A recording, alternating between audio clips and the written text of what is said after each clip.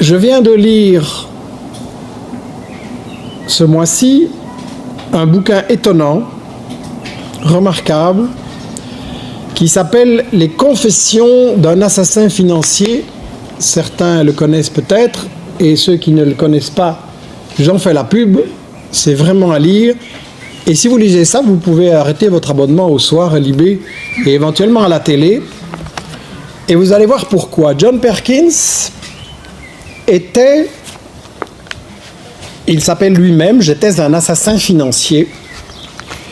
Et donc il a travaillé pour une firme qui officiellement vendait des programmes d'ingénierie et de construction un peu partout dans le monde, dans le tiers-monde. Et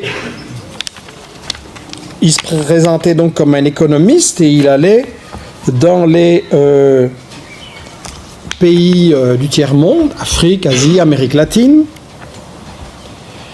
Et voilà comment on lui présente son boulot quand il commence. Premièrement, je devais justifier d'énormes prêts internationaux dont l'argent serait redirigé vers Main, c'est la compagnie qui l'emploie, et d'autres compagnies américaines plus connues comme Bechtel, Halliburton, très active en Irak notamment, Stone Webster et Brown & Root, par le biais de grands projets de construction et d'ingénierie.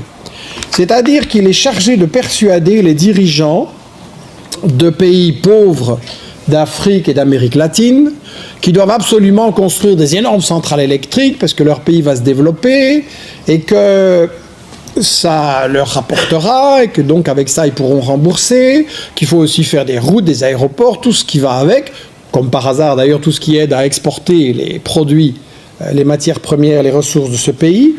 Et donc, il est chargé de leur vendre d'énormes travaux. Mais je dis énormes. Il donne beaucoup d'exemples sur une série de pays.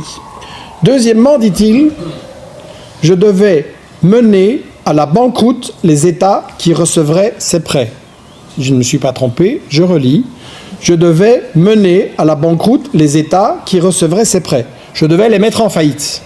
Je devais les obliger à contracter une dette qu'ils ne pouvaient pas rembourser, de sorte qu'ils seraient à jamais redevables à leurs créanciers et constitueraient donc des cibles faciles quand nous aurions besoin d'obtenir leur faveur sous forme de bases militaires, de vote aux Nations Unies ou de l'accès au pétrole et à d'autres ressources naturelles.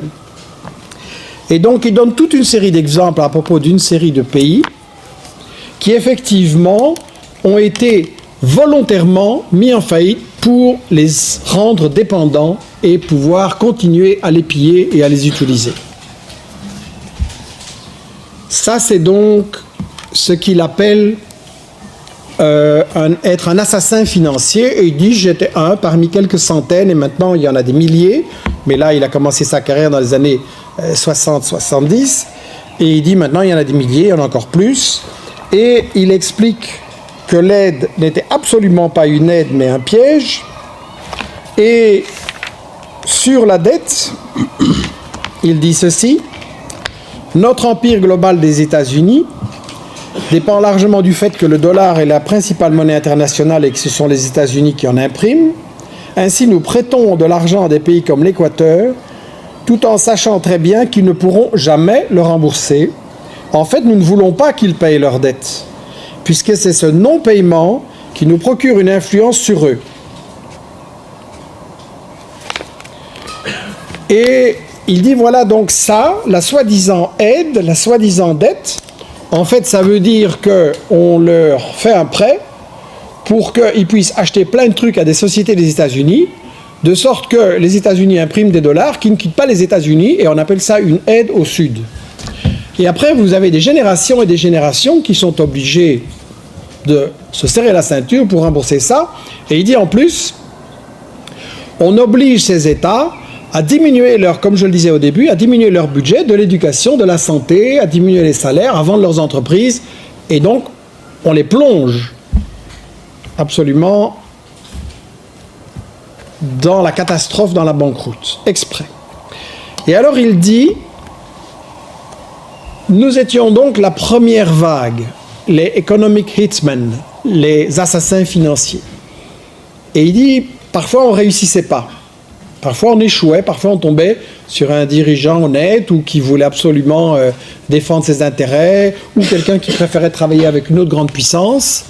Et alors, dit-il, les deuxièmes qu'on envoyait dans ces pays, c'était ce qu'il appelle les chacals, c'est-à-dire les assassins tout court.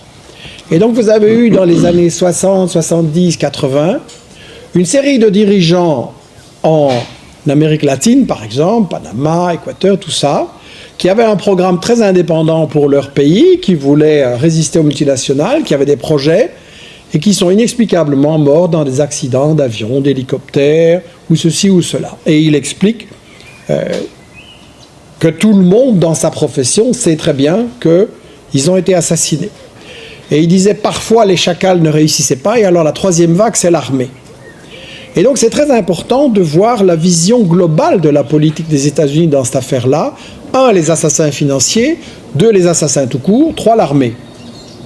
Et de bien voir la stratégie globale.